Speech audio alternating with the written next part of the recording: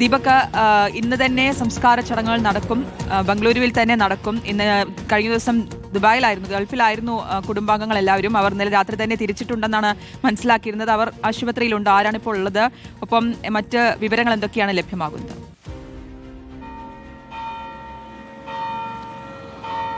ശ്രുതി, കുടുംബവുമായി അടുത്ത വൃത്തങ്ങൾ പറയുന്നതനുസരിച്ചാണ് ഇന്ന് തന്നെ സംസ്കാരം ഉണ്ടാകും എന്നുള്ള വിവരം ലഭിച്ചിട്ടുള്ളത്. ഇന്ന് പുലർച്ചയോടുകൂടി തന്നെ CJ റോയിയുടെ ഭാര്യയും മക്കളും ഈ ആശുപത്രിയിൽ, ബൗറിംഗ് ആശുപത്രിയിൽ മോർച്ചറിയിലെത്തി മൃതദേഹം കണ്ടു. പോസ്റ്റ്മോർട്ടം നടപടിക്രമങ്ങൾക്ക് അനുമതി നൽകിക്കൊണ്ടുള്ള കത്തിൽ അതിന് അനുമതി ഒപ്പിട്ട് കൊടുത്തിട്ടുണ്ട്. 10 മണിക്ക് മുൻപായി തന്നെ പോസ്റ്റ്മോർട്ടം നടപടികൾ പൂർത്തിയാക്കി മൃതദേഹം ഇവിടെ നിന്ന് വിട്ടു നൽകുമെന്നാണ് വിവരം ലഭിച്ചിട്ടുള്ളത്. അതിനായി പ്രത്യേക 5 അംഗ ഡോക്ടർമാരുടെ സംഘത്തെയും നിയോഗിച്ചിട്ടുണ്ട്. സംസ്കാരം കോർമംഗലയിലുള്ള സഹോദരന്റെ വീട്ടിലായിരിക്കുമെന്നാണ് വിവരം ലഭിച്ചിട്ടുള്ളത്.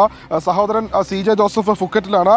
അല്പസമയത്തിനുള്ളിൽ ഇവിടെ എത്തിച്ചേരും. അതിനുശേഷമായിരിക്കും അന്തിമമായൊരു തീരുമാനമുണ്ടാകുക. പൊതുദർശനം ഉച്ചയ്ക്ക് 1 മണിവരെ CJ ബാബുവിന്റെ വീട്ടിൽ 1 മണിവരെ ഉണ്ടാകുമെന്നാണ് അറിഞ്ഞത്. ഇന്നലെ ഇൻകം ടാക്സ് ഉദ്യോഗസ്ഥരുടെ സമ്മർദ്ദത്തെ തുടർന്നാണ് ഈ മരണത്തിലേക്ക് നയിച്ചതെന്നുള്ള കാര്യങ്ങളൊക്കെ പുറത്തു വന്നിരുന്നു. പക്ഷെ അതുമായി ബന്ധപ്പെട്ട് വിശദമായൊരു അന്വേഷണം നടത്തേണ്ടതുണ്ട്. അതുമായി ബന്ധപ്പെട്ടുള്ള ഒരു പരാതി ഇന്ന് കുടുംബം നൽകും. അതോടൊപ്പം ആദായ നികുതി ഉദ്യോഗസ്ഥരുടെ മൊഴിയെടുക്കാനും തീരുമാനിച്ചിട്ടുണ്ട്.